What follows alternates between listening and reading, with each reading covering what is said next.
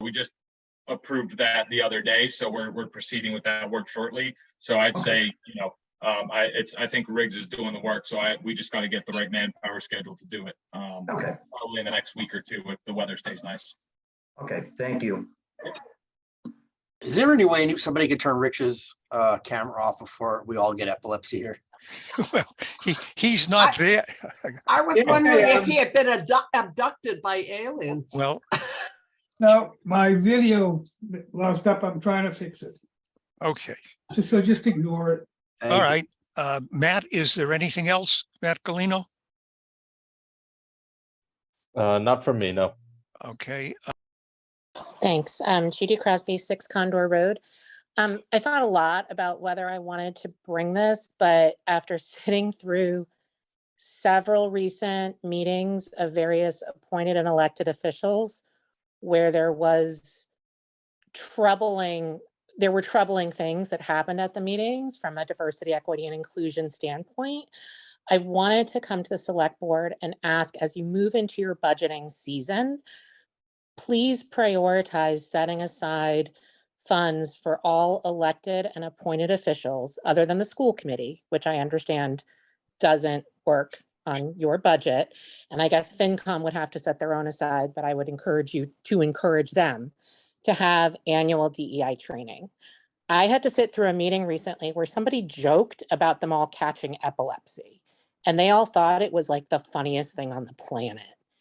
And as someone who has a child with a seizure disorder, I can assure everybody it is not funny. And as I began trying to figure out what could be done about this, and this was, by the way, an appointed committee, not elected, I remembered that back in June of 2019, when the select board, which at the time was Hannah, Emily, and Bill, met and was discussing, after outcry from the public, which included me, the need for a DEIC committee, there was also an outcry and request from the public for training for all elected and appointed officials. And Bill made a commitment in June of 2019 that that would happen. We're now heading into spring of 2023, and the vast majority, especially of our appointed committees, but also some of our elected, have had no follow-up or training. And it doesn't make those spaces feel appropriate. And I don't think it reflects well on our town. And it certainly doesn't follow through on the commitment that was made.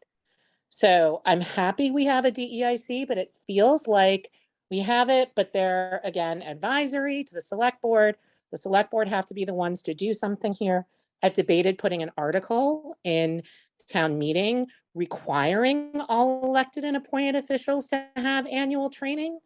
I would like to give you all the chance to do something correctly first, because that's drastic. But I also know the warrant opens like in a day or two.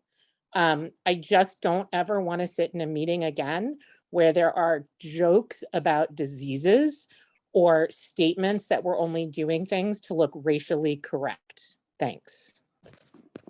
Thank you. Philip King, your hand's up.